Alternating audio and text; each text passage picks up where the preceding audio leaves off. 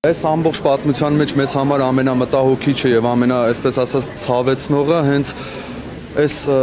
տմարդի կեցվածքն է, իդեմս Կարեն Սիմոնյանի, ով մեր ոլորտից է, ով ճանաչում է մեր թատրոնի անձնակազմից շատերին, շփում ունի, նույնիսկ եթե ճիշտ գիտեմ, ընկերական հարաբերություններ կան եւ մենք իմանալով ինքը ստանալով այն ինֆորմացիա, որ ինքը նշանակվում է մեզ մոտ տնօրեն, չեկավ, մեր տղաներից ոչ մեկին չտեսավ, ասելու, որ տղաներ ջան, ուրախացեք, ես նշանակվել եմ ձեր տնօրեն, դուք ինձ ճանաչում եք, մենք շատ լավ բաներ ենք անելու, ամեն ինչ շատ լավ է լինելու, Գոյ թատրոնին շատ լավ կանաչ ճանապարհ է սպասվում։ Ինքը,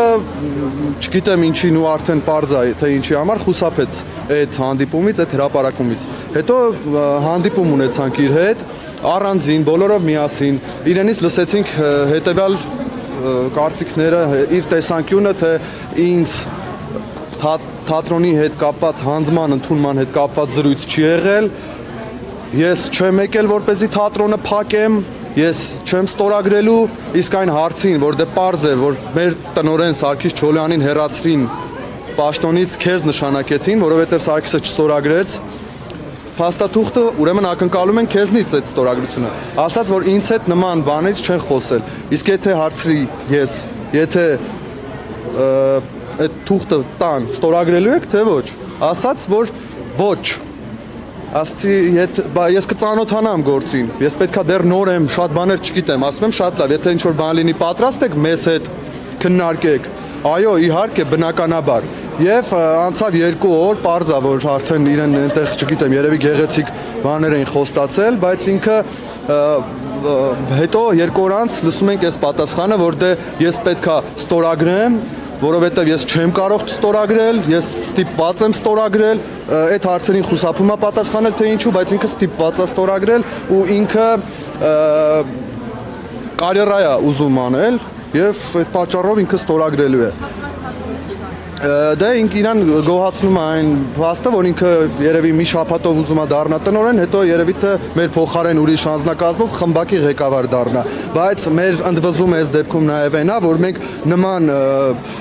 դուրս պրծուկ իդեմս Կարեն Սիմոնյանի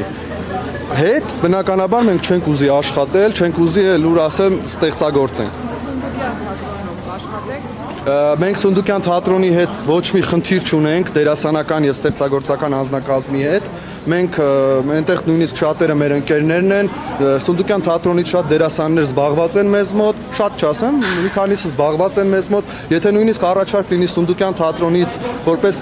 ենթադրենք ինձ Արսեն Ազիզյանի Գոյ թատրոնից հրավիրել Սունդուկյան թատրոն, ես կմտածեմ եւ այդտեղ ոչ մի արտառոց բան չեմ տեսնի։ Ստեղծագործական առումով մենք ոչ մի արտառոց բան չենք տեսնում աշխատել։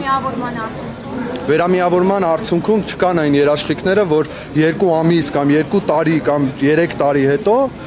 ուրիշ անակնկալներ չեն լինի, որովհետև արդեն ձեռագիրը պարզ է, արդեն նախադեպը ունենք եւ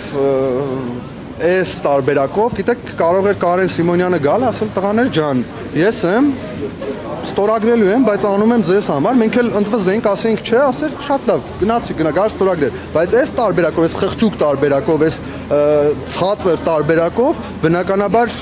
մերժելի է մեզ համար Կարեն Սիմոնյանը, թե որպես անձնավորություն, թե որպես տնօրեն, թե որպես դերասան եւ թե որպես, չգիտեմ, հայ քաղաքացի։ Մենք մշակութային մարդիկ ենք, մենք խոսում ենք հիմա թատրոնի մասին, չենք խոսում խաղատան կամ չգիտեմ